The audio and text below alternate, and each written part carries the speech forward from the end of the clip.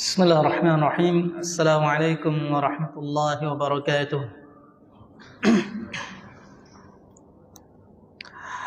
Alhamdulillah alladzi bi ni'matihi tatimmu shalihat. Wa asyhadu an la ilaha illallah wahdahu la syarika lah. Wa asyhadu anna Muhammadan 'abduhu wa rasuluh. Allahumma shalli wa sallim ala nabiyyina Muhammad wa ala alihi wa sahbihi ajma'in.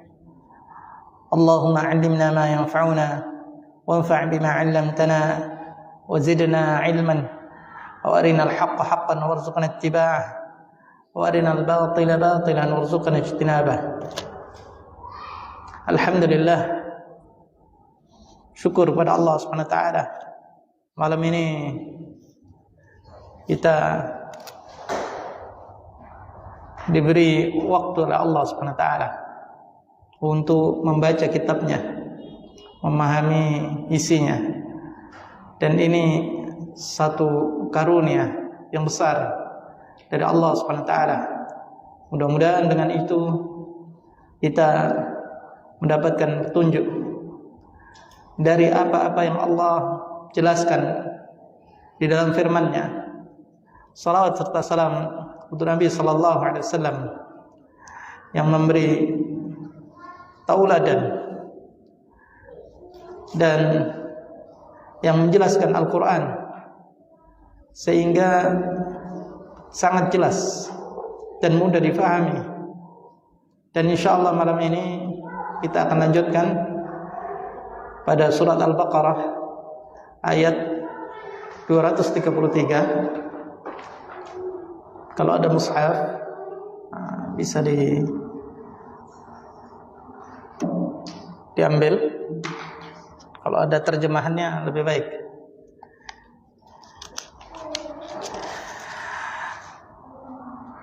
Allah Subhanahu wa taala berfirman, "Wal walidatu yurdi'na auladahunna haulaini kamilaini liman arada an yutimma ar-radha'ah."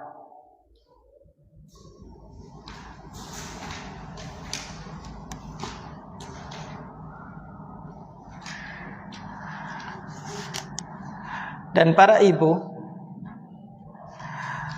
hendaklah menyusukan anak-anaknya selama 2 tahun penuh. Ayat ini berkaitan atau lanjutan dari penjelasan tentang perceraian, ayat-ayat perceraian atau talak yang sudah kita jelaskan beberapa waktu yang lalu. Kemudian kemungkinan juga seorang istri itu ditalak memiliki anak. Maka Allah Ta'ala menjelaskan hukum tentang anak. Bisa jadi suami mencerai istrinya tidak punya anak, atau punya anak sudah besar, tapi dalam hal ini anak bayi ya. Ketika ada anak bayi, makanya Allah menjelaskan tentang hak-hak anak bayi ya, hak yang berkaitan dengan anak bayi yang belum 2 tahun ya. Wal walidatu yurdi'na auladahunna haulaini kamilaini liman arada an yutimma ar-radha'ah. Para ibu hendaklah menyusukan anak-anaknya selama 2 tahun penuh, yaitu bagi yang ingin menyempurnakan penyusuan. Wa 'alal mauludi lahu rizquhunna wa kiswatuhunna bil ma'ruf. Dan kewajiban ayah memberi makan dan pakaian kepada para ibu dengan cara yang ma'ruf. La tukallafu nafsun illa wus'aha. Seseorang tidak dibebani melainkan menurut kadar kesanggupannya. La tudarra walidatun biwaladiha wala mauludun lahu biwaladihi. Janganlah seorang ibu menderita kesengsaraan karena anaknya. Dan juga seorang ayah karena anaknya. Ya, berat karena disusahkan karena anaknya. Wa 'alal warisi mithlu dzalik. Dan waris pun, kerabatnya pun berkewajiban demikian. Tidak boleh merasa berat dengan adanya bayi tersebut. Fa in arada fisalan an taradin minhuma wa tashawurin fala junaha 'alaihima. Maka apabila keduanya ingin menyapih sebelum 2 tahun dengan kerelaan keduanya dan permusyawaratan. Jadi suami istri, baik yang masih menjadi suami istri ya, maupun yang sudah bercerai. Wa in aradtum an tastardi'u auladakum fala junaha 'alaikum idza sallamtum ma ataitum bil ma'ruf. Dan jika kalian ingin anak kalian disusukan kepada orang lain, maka tidak ada dosa bagi kalian apabila kalian memberikan pembayaran menurut yang patut. Wattaqullaha wa'lamu annallaha bima ta'maluna basir. Bertakwalah kepada Allah dan ketahuilah bahwa Allah Maha melihat apa yang kalian kerjakan. Baik, hadirin yang dimuliakan Allah Subhanahu wa taala, ayat ini terkait dengan kemaslahatan seorang anak. Biasanya anak ini jadi kurban orang tua. Ya. Baik orang tua itu masih ada keduanya, artinya masih dalam rumah tangga, atau sudah terjadi perceraian di antar keduanya. Tapi Allah Ta'ala menjelaskan tentang hak-hak anak yang masih menyusui. Pada ayat ini bisa difahami, insyaallah kita akan jelaskan. Ibu-ibu yang menyusui anak-anak mereka ada 2 statusnya. Statusnya masih sebagai istri atau statusnya sudah dicerai oleh suaminya.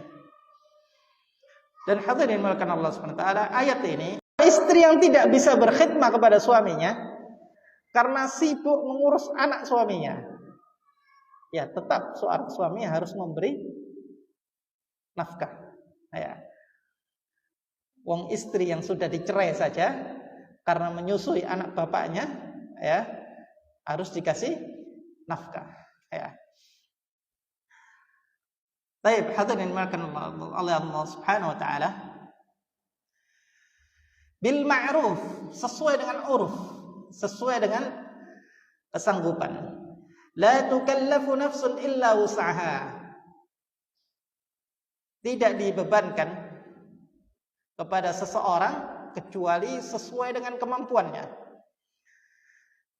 Dan suami atau bapak si anak tidak boleh pelit. Ya. Dan istri pun tidak boleh, atau ibu dari bayi tidak boleh menuntut melebihi batas. Misalkan suami istri cerai, ibunya tidak mau menyusui anaknya, ya. Mau menyusui dengan syarat, ya. Menuntut, ya, bagian yang besar karena menyusui anaknya. Nah, ini tidak patut, ya. Atau seorang bapak dia menyuruh istrinya atau mantan istrinya yang sudah dicerai untuk menyusui anaknya, tapi dia nggak mau ngasih apa-apa, suruh nyusui saja tapi tidak mau ngasih keperluan, tidak mau ngasih pakaian, tidak mau ngasih makanan. Bukan karena tidak ada, karena pelit. Nah, ini juga tidak patut. Bil ma'ruf, ya, maka disebutkan oleh Allah SWT dengan cara yang ma'ruf, dengan cara yang baik, atau sesuai dengan uruf, tidak pelit dan tidak berlebihan. Dan jika misalkan satu kejadian karena seorang istri, dia dicerai oleh suaminya dan memiliki bayi. Kemudian dia tidak mau menyusui anaknya. Ya, karena mangkel sama mantan suaminya misalkan. Ya. Karena ada rasa sakit hati dengan mantan suaminya. Maka boleh seorang bapak itu mengambil anaknya untuk disusukan kepada orang lain. Disebutkan la tudarra walidatun biwaladiha. Ya. Allah Ta'ala,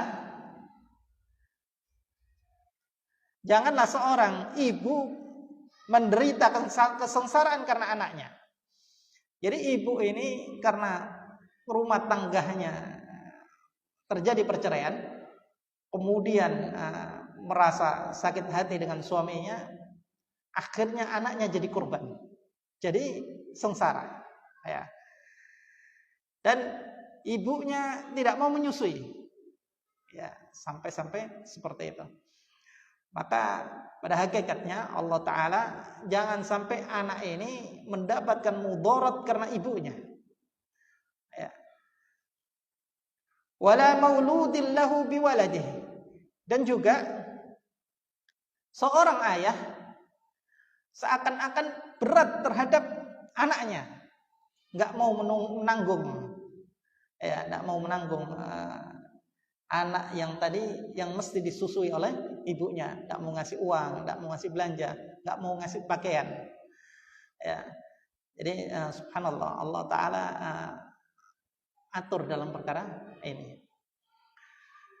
Atau juga sebaliknya, suaminya melarang ibu dari si bayi ini untuk menyusuinya. Begitu cerai, suaminya melarang, ya, mau ngambil bayinya dengan cara paksa, ya, supaya ibunya tidak menyusui. Mungkin dia akan berikan ke orang lain untuk dirawat atau disusui. Maka ini dilarang dalam ayat ini. Padahal seorang ibu pada hakikatnya lebih berhak dan lebih sayang kepada anaknya. Atau di sisi lain, ya, istrinya menolak untuk menyusui anaknya karena jengkel dengan suaminya. Ini juga dilarang. Artinya ketika ada seorang bayi dalam rumah tangga itu, baik seorang rumah tangga itu masih terbina, maka wajib diperhatikan kemaslahatan seorang bayi. Apalagi rumah tangga itu sudah terjadi perceraian, maka wajib juga Allah mewajibkan untuk menjaga kemaslahatan seorang bayi tersebut. Wa 'alal warisi mithlu dzalik. Maka bagi yang mewariskan sama seperti itu. Artinya misalkan seorang bayi dilahirkan, tidak lama atau terjadi perceraian, atau tidak terjadi perceraian, bayi lahir kemudian ibunya meninggal. Ya.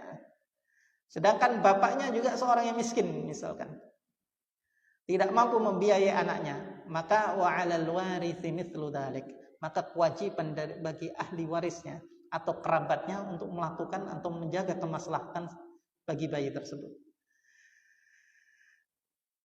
Baik, wa in arada fisalan an taradin minhuma wa tashawurin fala junaha 'alaihima.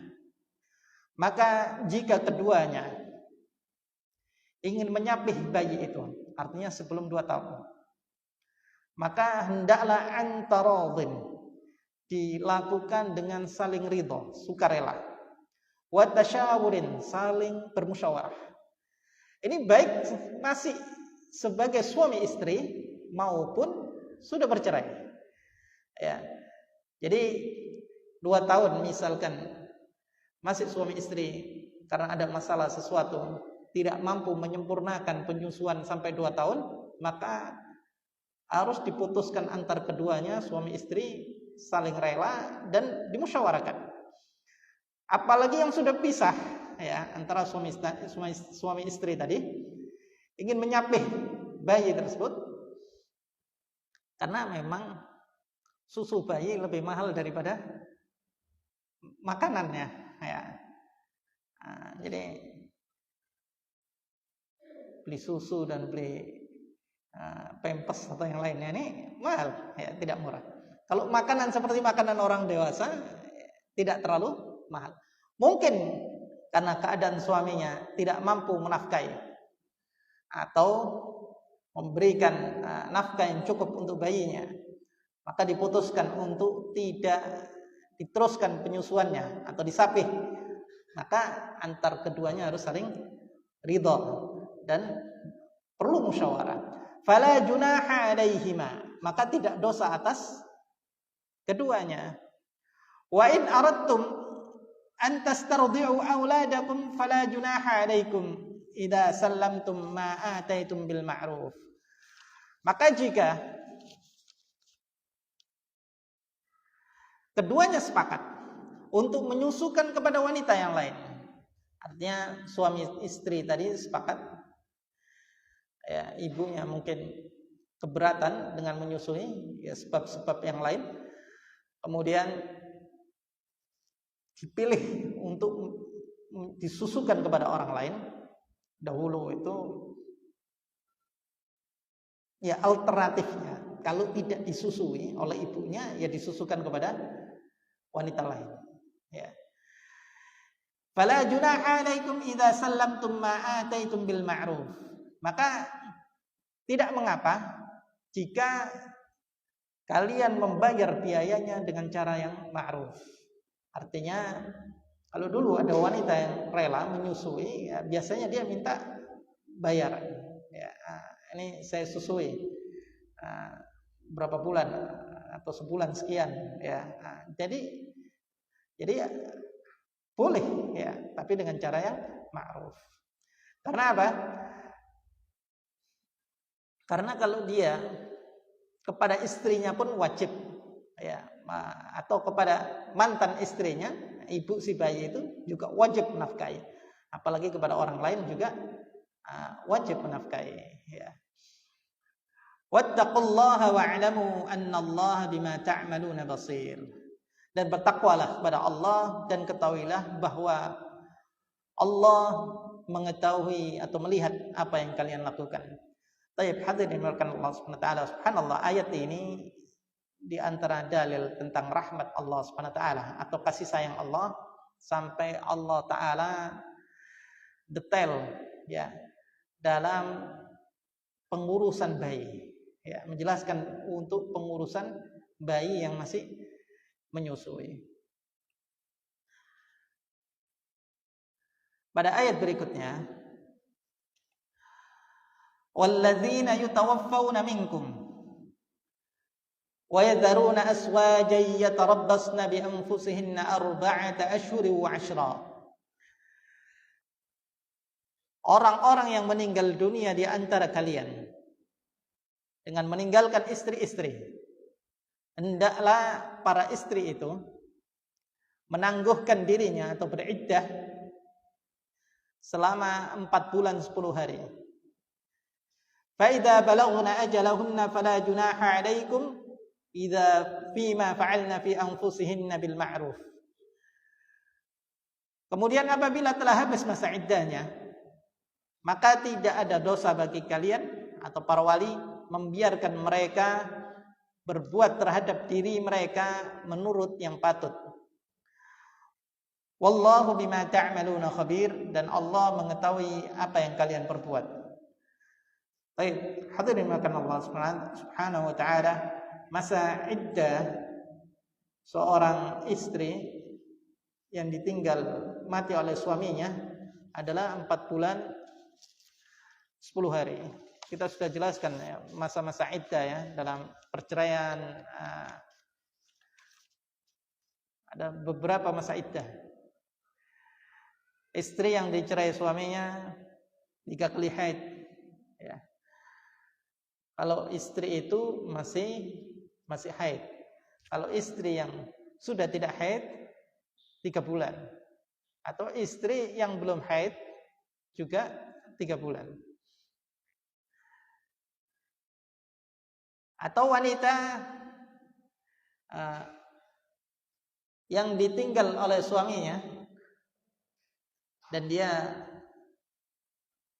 atau dicerai ataupun ditinggal meninggal oleh suaminya, mati oleh suaminya dalam keadaan mengandung ya, atau dalam keadaan hamil, maka masa iddahnya sampai lahir ya.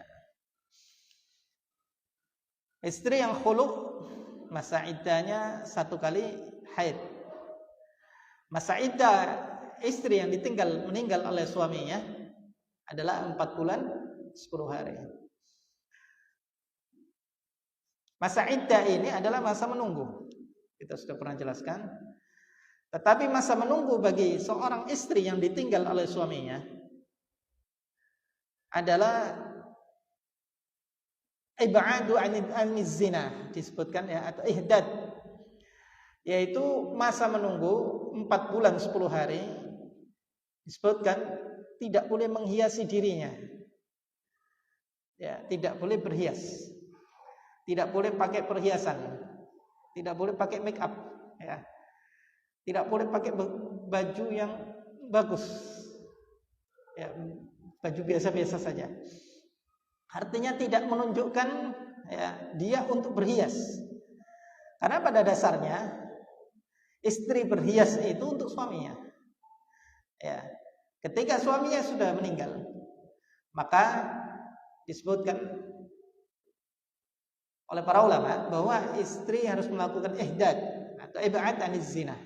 Jadi menjauhkan diri dari berhias. Dan juga harus tinggal di rumah suaminya selama 4 bulan 10 hari, kecuali darurat. Darurat ini misalkan karena jauh dari kerabat, tidak ada yang menafkahi, ya, maka dibolehkan pindah. Dan tidak boleh keluar kecuali darurat ya, atau mendesak. Dan hikmahnya ya, ada iddah tersebut. Para ulama menjelaskan di antaranya betapa agungnya hak suami sampai atau hak suami ya, atas istri sampai suaminya ketika meninggal pun istrinya harus berbuat demikian. Ya, artinya tidak boleh berhias, pakai pakaian yang tidak boleh pakaian yang indah. Kemudian tidak boleh memakai perhiasan, gelang, cincin, anting atau yang lainnya. Bahkan memakai jam pun, kalau jam itu untuk keperluan atau bukan perhiasan, keperluan untuk melihat waktu boleh. Tapi kalau jam itu untuk aksesoris tidak boleh ya. Nah, jadi dan juga di antara hikmah, meskipun ini dibantah oleh para ulama, untuk mengecek apakah istrinya itu hamil atau tidak. Karena janin itu berproses selama 4 bulan ya, hingga dia ditiupkan ruh. Dan 10 harinya adalah untuk memastikan apakah terjadi proses janin itu terjadi atau tidak. Meskipun ini dikritik oleh Syekh Al-Utsaimin bahwa tidak semua istri yang ditinggal mati oleh suaminya adalah dalam keadaan masih subur ya. Kadang sudah tua pun juga mungkinan banyak ditinggal oleh suaminya ya. Dan juga misalkan bisa jadi dia menikah, kemudian belum digauli suaminya meninggal. Menikah belum digauli suaminya meninggal, maka dia masa iddahnya sama 4 bulan 10 hari. Berbeda dengan menikah belum digauli kemudian cerai, tidak ada masa iddah ya. Jadi menikah belum digauli dan cerai tidak ada masa iddah. Tapi menikah belum digauli kemudian mati suaminya, tetap masa iddahnya 4 bulan 10 hari.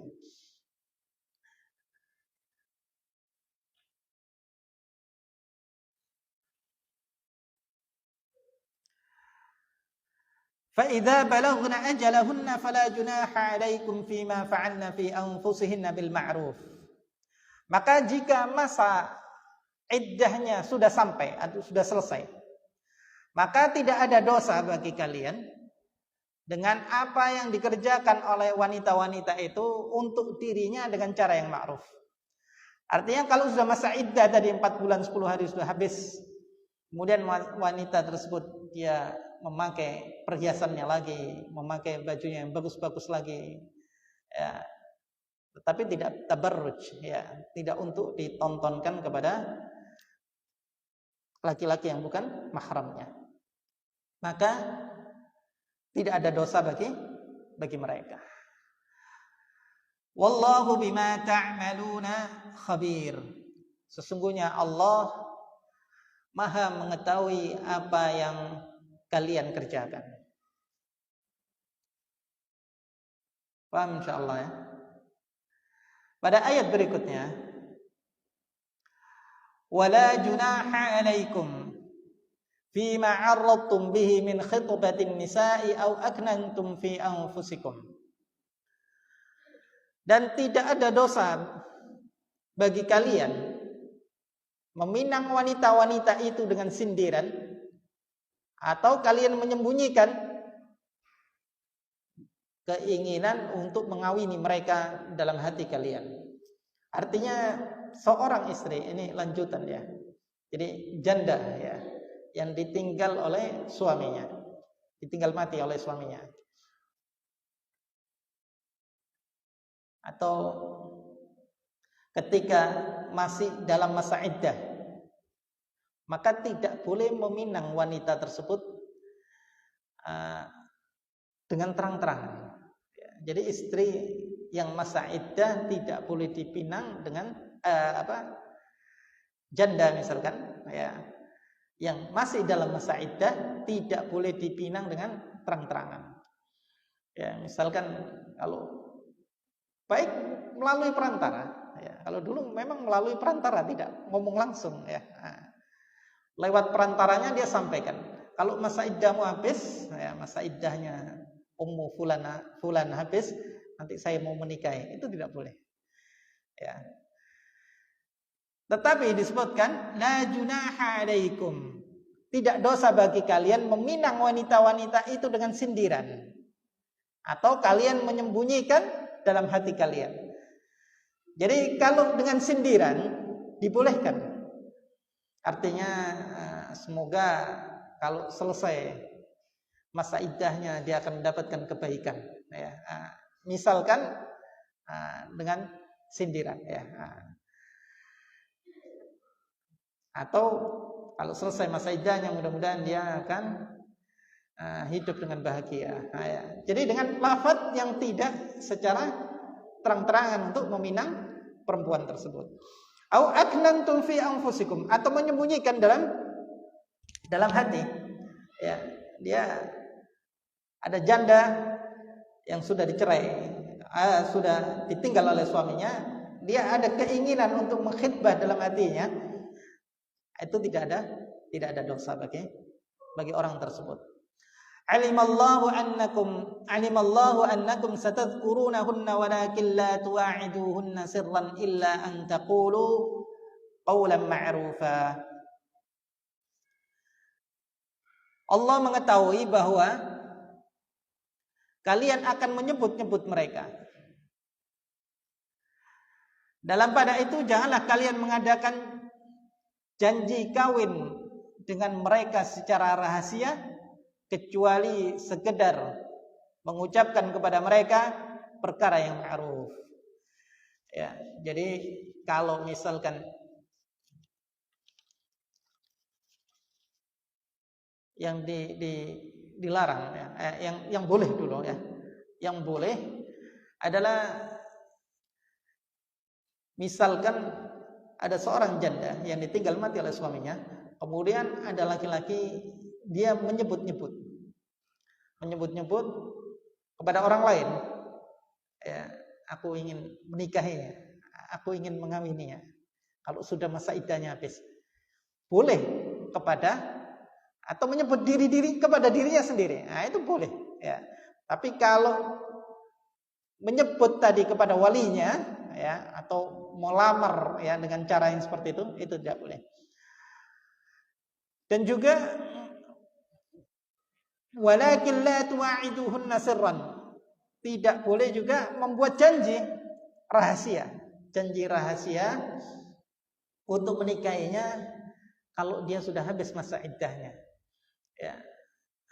Ini di antara bentuk contoh yang Allah berikan tadi. Jadi kalau pertama tidak boleh meminang secara terang-terangan, kalau secara isyarat dibolehkan. Misalkan meminang dengan cara tanya, kapan iddahnya habis ini, fulanah ini, misalkan dia tanya ya kepada walinya, oh mudah-mudahan kalau masa iddahnya habis dia akan mendapatkan kebaikan atau yang lainnya. Ini secara isyarat ya. Tetapi kalau dia menyebutkan ya, dia memvulgarkan ya, menjelaskan, meminang tadi kepada misalkan kepada bapaknya seorang laki-laki ini, bapaknya dia ya, bukan bapaknya perempuan tadi. Dia cerita misalkan kepada bapaknya, Pak, kalau nanti fulana ini habis masa iddahnya saya mau kawin nih ya. Itu boleh ya. Tapi tidak disampaikan kepada walinya. Atau membuat perjanjian rahasia ya. Jadi diam-diam laki-laki ini buat janji rahasia dengan perempuannya. Tidak secara terang-terangan. Nanti kalau sudah aku lamar kau, sudah habis masa iddahnya aku akan lamar kau.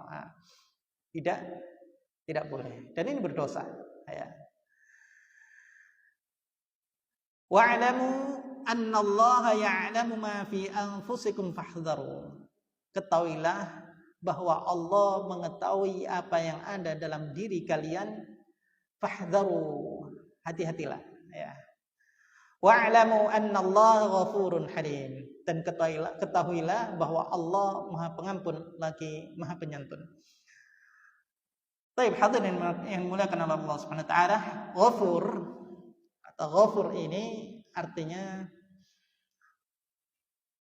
Allah Maha Pengampun, yaitu Allah akan menutupi kesalahan seseorang dan menghilangkan dampak atau akibat dari dosa. Jadi kalau seorang berbuat dosa pasti akan diazab oleh Allah SWT.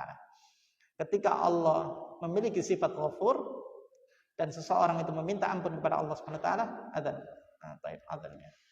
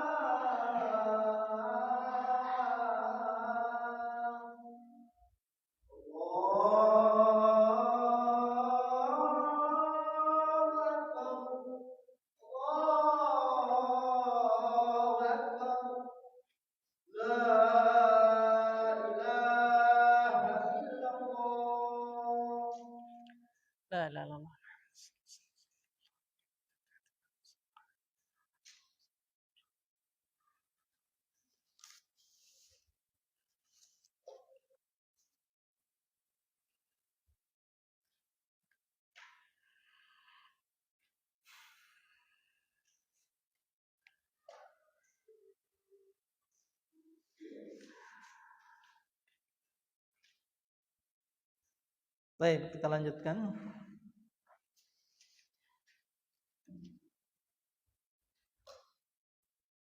Ghafur yaitu seseorang yang meminta ampun kepada Allah Subhanahu wa taala. Allah akan menutupi kesalahannya dan menghilangkan dari dampak dosa.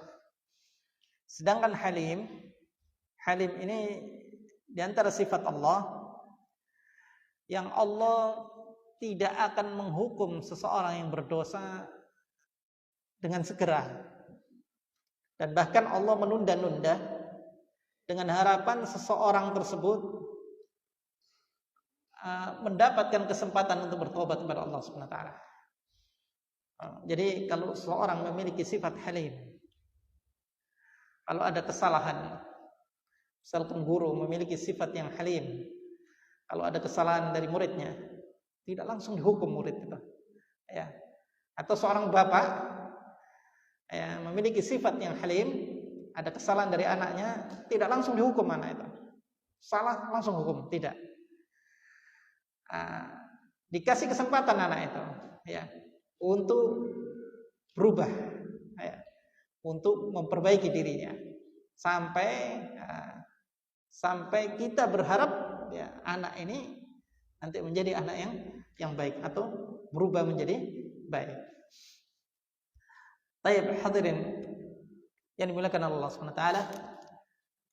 Tadi ada yang terlewat. Wala ta'zimu 'uqdatan nikah hatta yablughal kitabu ajalah. Ini sama ya. Jadi janganlah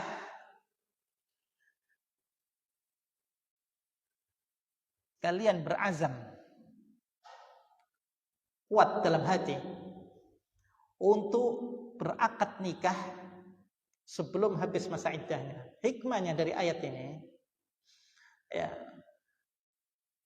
adalah disebutkan supaya seorang perempuan tadi ketika misalkan dia bercerai dengan suaminya atau dia ditinggal mati oleh suaminya, maka kalau ditinggal mati oleh suaminya, maka dia masih mengenang jasa-jasa suaminya atau yang lainnya, ya ihdad tadi, supaya juga menghitungnya betul nanti, ya. Apalagi kalau sudah ada yang ngelamar cepet-cepet, nanti belum masa iddahnya belum habis, dia bilang sudah habis, gitu ya. Atau terganggu dia, ya, terganggu. Apalagi disebutkan oleh para ulama, ya, perkara-perkara yang tidak boleh menyampaikan lamaran kepada seorang perempuan yang dicerai suaminya, baik secara isyarat maupun secara terang-terangan. Jadi seorang suami istri bercerai dan dia dalam masa iddah, tidak boleh disampaikan untuk melamar perempuan tadi, baik masa dengan cara isyarat, sembunyi-sembunyi isyarat atau terang-terangan. Yaitu ketika istri ditalak raj'i. Ya, talak raj'i itu talak 1 dan talak 2. Karena talak 1 dan talak 2 itu istri masih milik suaminya, ya. Jadi nggak boleh dilamar, ya, meskipun dengan cara isyarat. Karena apa? Karena kalau ada yang melamar, bisa jadi yang istri awalnya tidak ingin rujuk dengan suaminya, bisa berubah pikiran, ya. Akhirnya terjadilah perceraian tersebut. Yang boleh dilamar secara terang-terangan maupun isyarat ketika masa iddah adalah istri yang khulu kepada suaminya. Khulu itu melepaskan tali pernikahan dengan mengembalikan mahar. Dalam masa iddahnya adalah 1 kali haid, itu boleh, ya, dilamar secara terang-terangan maupun secara isyarat. Sedangkan yang dibolehkan hanya secara isyarat, tidak boleh secara terang-terangan, yaitu seorang istri yang ditinggal mati oleh suaminya, ya. Wallahu a'lam bishawab. Mudah-mudahan bermanfaat. Aqulu ma tasma'un, subhanakallahumma bihamdik, asyhadu an la ilaha illa anta astaghfiruka wa atubu ilaik. Assalamualaikum warahmatullahi wabarakatuh.